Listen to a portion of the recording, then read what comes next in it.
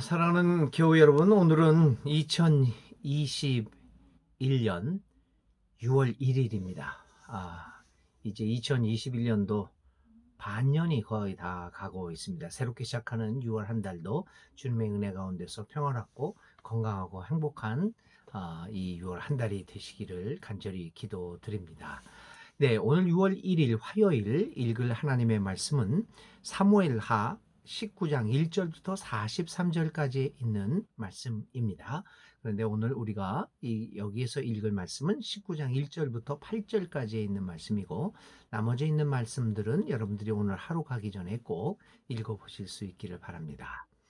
네, 그리고 찬송은 595장입니다.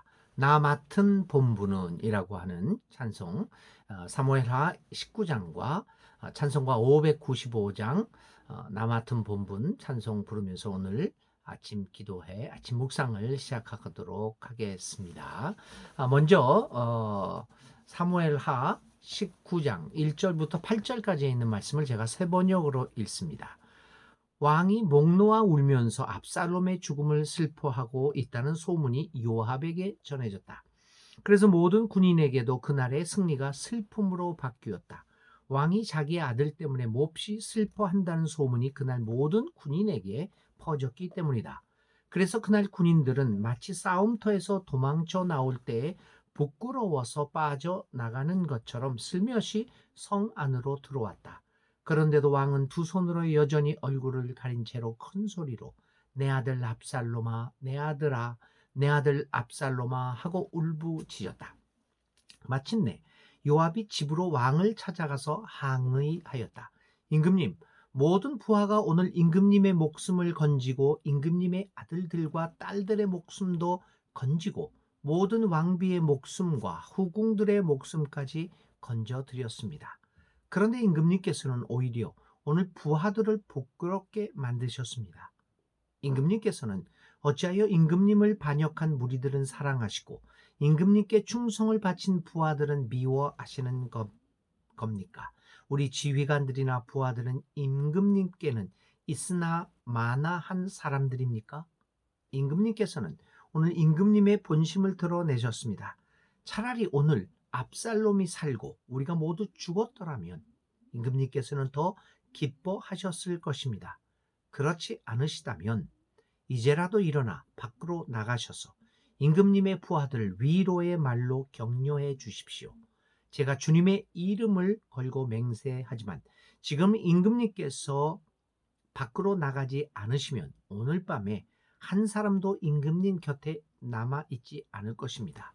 그러면 임금님께서 젊은 시절부터 이제까지 당한 그 모든 환난보다 더 무서운 환난을 당하실 것입니다. 그러자 왕이 일어나서 성문 문루로 나와 앉았다. 임금님께서 성문 문루에 앉아 계신다 하는 소식이 모든 부하에게 전해지니 모든 부하가 왕의 앞으로 나왔다. 아멘. 우리 함께 기도드리겠습니다. 하나님 아버지, 오늘도 새로운 아침을 허락하여 주셨음을 감사합니다. 이제 5월도 지나고 이제 여름 문턱에 들어서는 6월의 첫날이 시작됩니다. 주께서 함께하여 주시고 새롭게 시작하는 6월 한 달도 하나님의 은혜 가운데서 기쁘고 의미 있는 한 달의 삶이 될 수 있도록 주여 인도하여 주시옵소서. 예수님의 이름으로 간절히 기도를 드립니다. 아멘. 네, 사무엘하 19장. 19장은 압살롬의 죽음 이후 예루살렘으로 귀환하게 되는 과정에 대하여 기록을 하고 있습니다. 압살롬의 죽음의 충격에서 빠져나온 다윗은 이제 본격적으로 왕궁으로 돌아오게 되었습니다. 그러나 다윗 앞에 놓여 있는 문제들은 여간 복잡한 것이 아니었습니다. 압살롬의 반란으로 흐트러져 있던 백성들의 마음을 하나로 묶는 것은 쉬운 일이 아니었습니다. 과연 다윗은 이러한 어려움을 어떻게 극복해 나갈 것인가? 그것이 오늘 사무엘하 19장을 통하여 우리가 볼 수 있는 기록들입니다. 자, 먼저 오늘 읽은 말씀이죠. 1절부터 8절까지 있는 말씀, 요압이 왕 다윗에게 나가서 항의하는 장면입니다. 다윗은 아들 압살롬의 죽음으로 인한 충격에서 벗어날 수 없었습니다. 웬일인지는 모르지만 자세한 이유와 배경은 기록되어 있지 않지만 자기를 죽이려고 하던 압살롬이 죽었다는 소식을 듣고 다윗은 큰 슬픔에 빠지게 되고 그는 어찌할 바를 모르게 되어 모릅니다.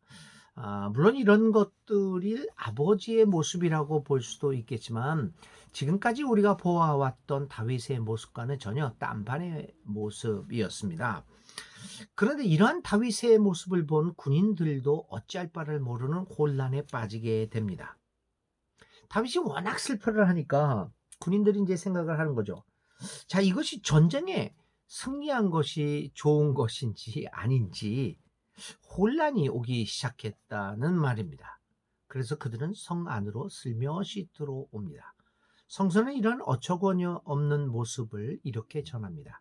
그날 군인들은 마치 싸움터에서 빠져나올 때에 부끄러워서 빠져나가는 것처럼 슬며시 성 안으로 들어왔다. 다윗은 이런 혼란에 빠진 군인들의 모습을 보면서도 전혀 개의치 않고 자신의 개인적인 슬픔에 빠져 있습니다. 이런 다윗의 모습은 물론 부정이라고 하는 아버지의 심정이라고 하는 것 측면에서 이해는 할 수 있을 수 있겠지만 지도자로서는 이해가 안 되는 모습이었습니다. 개인적인 감정에 빠져서 공적인 일을 그르치는 좋은 모습이 아니었음은 분명합니다. 그러나 다윗은 이미 스스로 자신의 잘못, 자신이 지나치게 개인적인 감정에 몰두하면서 공적인 일을 그르치고 있다라고 하는 자신의 모습에 대하여 그것을 잘못을 깨닫고 교정할 만한 능력을 갖고 있지 않았습니다. 과연 누가 다윗의 이러한 잘못을 지적하고 그로 하여금 다시 올바른 지도자로서의 모습을 회복하도록 도와줄 수 있겠습니까? 참 어려운 일이죠. 절대 권력을 가진 왕 앞에 나와서 당신은 이것이 잘못되었어 말할 수 있다라고 하는 건 그리 쉬운 일은 아닙니다. 어쩌면 자기의 목숨을 내놓고 하는 일이 될지도 모릅니다. 이때 요압이 등장합니다. 요압은 어느 누구도 감히 다윗의 잘못을 지적하고 있지 못할 때에 나타납니다. 그리고 다윗에게 직언을 합니다. 임금님께서는 오히려 오늘 부하들을 부끄럽게 만드셨습니다. 임금님께서는 어찌하여 임금님을 배반한 반역한 무리들은 사랑하시고 임금님께 충성을 바친 부하들은 미워하시는 겁니까? 이렇게 강력하게 다윗에게 항의를 합니다. 요압은 진정 용감한 사람이었고 지도자 다윗을 아끼는 사람이었던 걸로 보입니다. 그는 다윗을 위하여 굳은 일을 마다하지 않았던 사람입니다. 누구도 감히 찌르려고 하지 못하였을 때 그는 창을 들어 압살롬을 죽임으로써 전쟁을 끝나도록 하고 다윗에게 승리를 안겨줬던 사람입니다.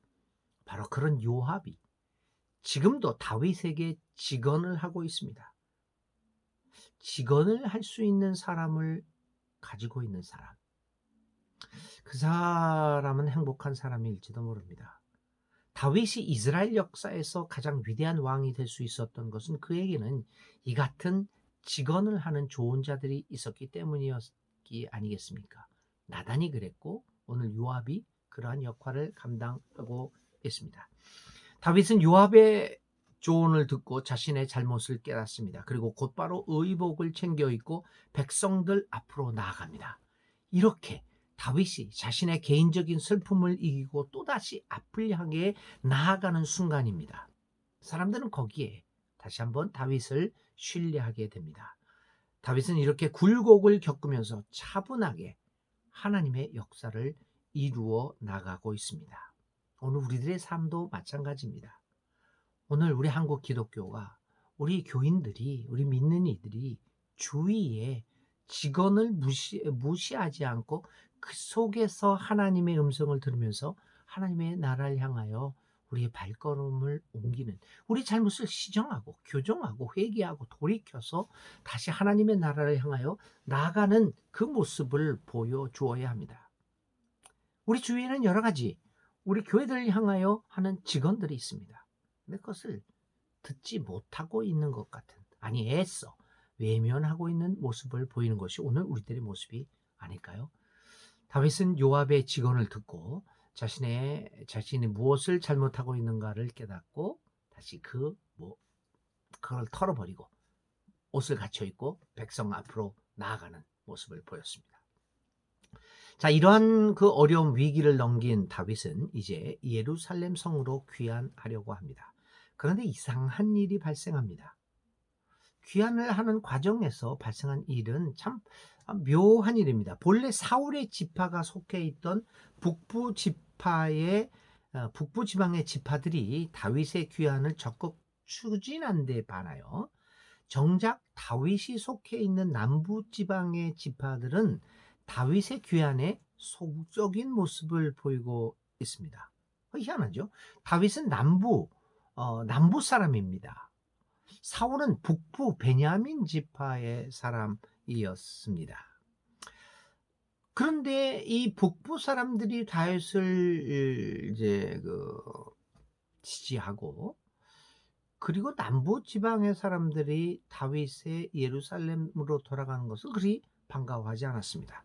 그래서 다윗은 전령을 보내어서 이 남유다 사람들을 설득하고 그들의 마음을 자신에게 돌리는데 성공합니다. 다윗은 이러한 우여곡절을 겪은 끝에 마침내 예루살렘으로 돌아왔습니다. 그의 마음에는 여러 가지 상념이 스쳐 지나갔을 것입니다. 노년기에 들어서고 있는 다윗은 왕궁으로의 귀환길에서 자신의 삶을 돌아보면서 많은 생각에 젖었을 것이 틀림없습니다.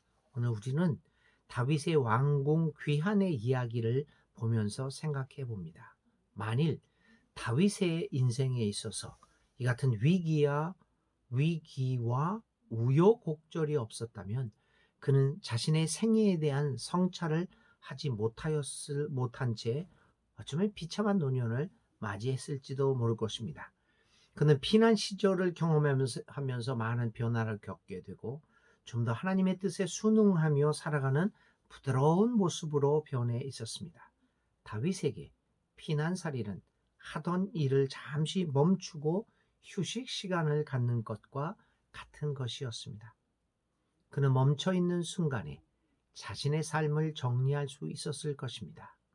여러분, 우리에게도 다윗이 경험했던 피난사리와 같은 일이 발생할 때 우리는 그 순간을 멈춤의 기회로 삼아 우리의 자신의 삶을 돌아보면서 정리할 수 있는 믿음의 모습을 보여주어야 할 것입니다. 나에게 발생한 여러 가지 일들, 나로 하여금 내가 지금 하고 있는 일들을 제대로 하지 못하게 만드는 일들이 있다고 한다면 피난사리와 같은 거죠. 쫓겨났으니까요.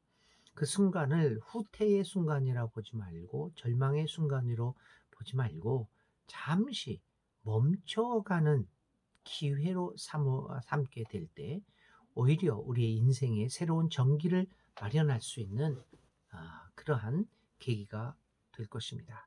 다윗의 이러한 변화된 모습, 좀 더 부드럽고 포용성 있는 모습으로 변한 다윗의 삶은 귀한 길에서 예루살렘 성으로 귀환하게 되는 그 귀한 길에서 만나게 되는 시므이를 어떻게 대하느냐 하는 태도에서도 나타나게 됩니다. 시므이가 누구입니까? 그런 다윗이 피난길에 나서고 있을 때 그를 따라오며 그의 실패를 조롱하고 고소해하며 끝까지 저주했던 사람입니다. 그는 누구보다도 다윗의 실패를 반겨했던 사람이 아니었습니까? 바로 그 사람, 그 시므이가 이제 귀환하는 왕 다윗 앞에 나와서 무릎을 꿇고 그를 영접하고자 하는 것입니다. 이게 또 사실 또 살고자 하는 그런 노력의 모습이 아니겠습니까? 그때 다윗은 시므이를 처단하자는 부하들의 말을 거절합니다. 그리고 시므이를 자신을 그렇게 욕했던 시므이를 받아들입니다. 그는 시므이가 용서를 구하는 것을 인정하고 그에게 은혜를 베풀게 됩니다. 다윗이 그에게 은혜를 베푼 이유는 무엇일까? 성서는 그것을 다윗의 입을 빌려서 22절에 이렇게 그 이유를 얘기합니다. 내가 오늘에서야 온 이스라엘의 왕이 된 것 같은데 이런 날에 이스라엘에서 사람이 처형을 받아서야 되겠느냐? 다윗은 피난의 어려움을 이기고 나서 왕으로 귀환하는 사실을 오늘에서야 온 이스라엘의 왕이 되었다는 것으로 겸손하게 말하고 있습니다. 그렇게 하면서, 그렇게 해석하면서 자신이 이제 이스라엘의 왕으로서 백성들을 살해해서는 안 된다는 것을 말하고 있는 것입니다. 적어도 다윗은 이제 자신의 왕궁으로 귀환의 의미를 화려하게 해석하지 않고 겸손하게 해석하고 있는 성숙한 삶의 모습을 보이고 있습니다. 결국 이러한 성숙한 인생관이 다윗으로 하여금 자신을 저주했던 시므이에게조차 은혜를 베풀도록 하고 있습니다. 인생의 연조가 깊어질수록 우리는 인생 앞에서 겸손해지지 않을 수 없습니다. 오늘 내가 누리고 있는 모든 것이 오늘에서야 왕이 되었다라는 고백과 연결되어져야 할 것입니다. 이렇게 시므이를 받아들인 다윗은 계속해서 이제 예루살렘으로 귀환하는데 이 다윗의 귀환길에 또 두 사람이 등장을 합니다. 하나는 요나단의 아들, 그 다리에 상처를 입어서 장애를 갖고 있는 무비보셋, 우리 기억나죠? 그리고 바르실레라고 하는 인물이 있습니다. 먼저 무비보셋은 다윗이 압살롬에게 쫓겨서 왕궁에서 빠져나올 때 왕궁에 그대로 남아 있었습니다. 그런데 그는 그의 종 시바의 모함으로 말미암아 다윗의 오해를 사고 말았습니다. 그럼에도 불구하고 사실상 무비보셋은 다윗을 배반한 것이 아닙니다. 물론 즉각적으로 비롯 다윗을 따르지는 못하였지만 다윗에 대한 충절을 변치 않고 지켜나갔던 사람입니다.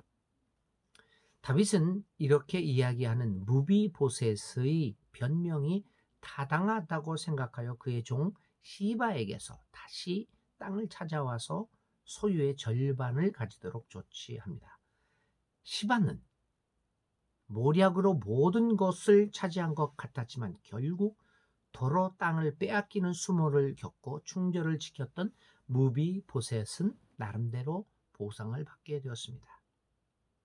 이렇게 무비보셋을 제대로 복귀시켰습니다. 그런데 무비보셋보다 다윗이 왕궁으로 귀환길에서 만난 사람 중에서 우리의 관심을 끄는 인물은 바로 바르실레라고 하는 사람입니다. 그는 다윗이 피난길인 마나하임에 머물고 있을 때 그를 찾아와서 먹을 것을 공급해 주었던 인물입니다. 그것이 사무엘하 17장 27절 이 부분에서 기록되어 있습니다.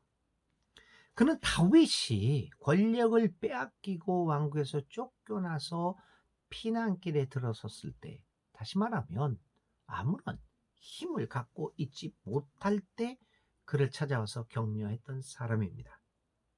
오늘 우리들에게 가장 필요한 친구는 바르실레와 같은 인물이 아닙니까? 내가 잘 나가고 성공할 때 나를 찾아오는 친구들이 아니라 내가 가장 어렵고 힘도 없고 영향력도 발휘할 수 없는 그 위치에 있을 때 오히려 불우한 불행한 일에 처해 있을 때 나를 찾아와 한마디 말의 위로와 격려와 작은 도움을 줄 수 있는 사람, 그 사람이 어떤 의미에서는 진정한 친구라고 할 수 있습니다. 내가 성공하고 높은 자리에 있을 때 이러한 자리보다도 낮은 자리에 있을 때 나를 찾아오는 사람, 이런 바르실레와 같은 인물들은 우리 주위에서 점차 사라지고 있습니다. 오늘 우리들이 그런 인물이 되어 살아갑시다.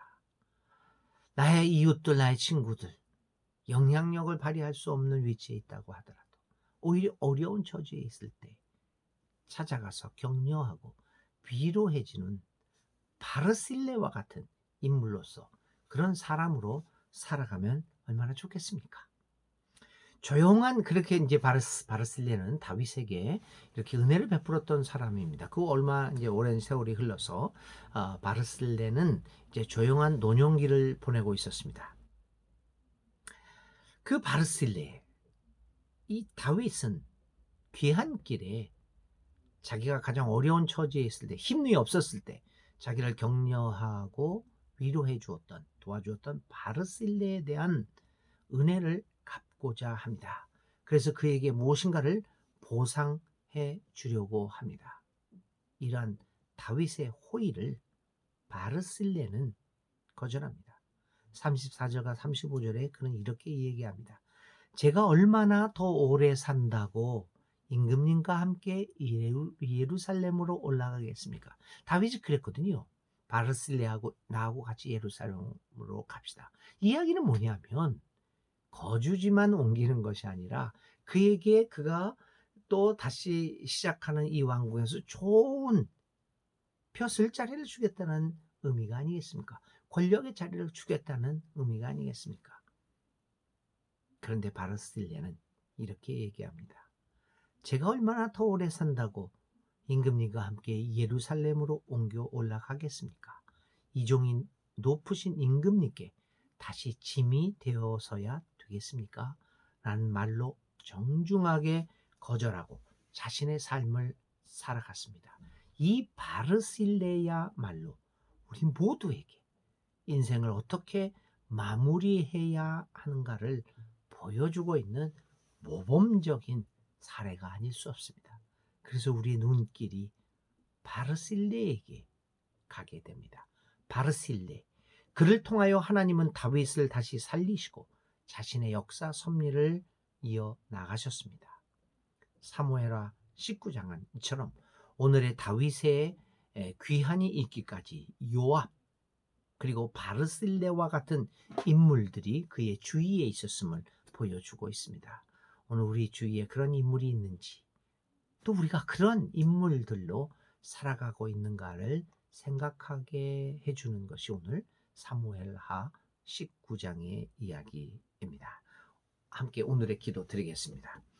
요압과 바르실레와 같은 올바른 충고를 할 수 있는 사람으로 살아간다는 것은 얼마나 행복한 일입니까?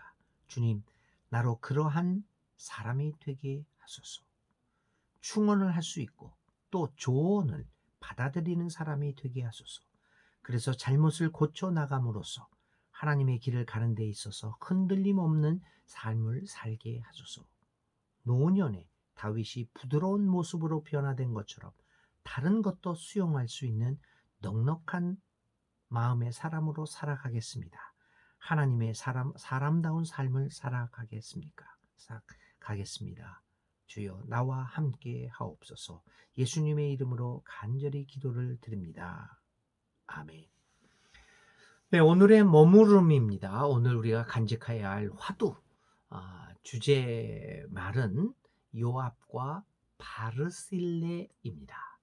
요압, 조언을 아끼지 않았던 사람, 자신의 공로에 머물지 않았던 바르실레, 이 두 사람을 생각하며 나의 삶을 성찰해 보시기를 바랍니다. 오늘의 실천입니다. 다윗이 시므이를 용납했던 것, 그 사건을 생각해 보면서 나는 얼마나 열리고 부드러운 사람인가를 생각해 보며 오늘 하루 혹시 만나는 사람들 가운데 나의 열리고 부드러운 성품을 보여줄 수 있는 일이 있다면 그것을 하나 실천해 보시기 바랍니다. 오늘 화요일도 하나님 앞에 건강하고 행복하게 살기를 바랍니다. 이제 수요일 아침 묵상은 없고 수요 성경 공부 오후 7시에 하는 성경 요한복음 강해에 다시 한번 여러분과 만나도록 하겠습니다. 오늘 하루도 건강하고 행복한 하루 되시기를 바랍니다.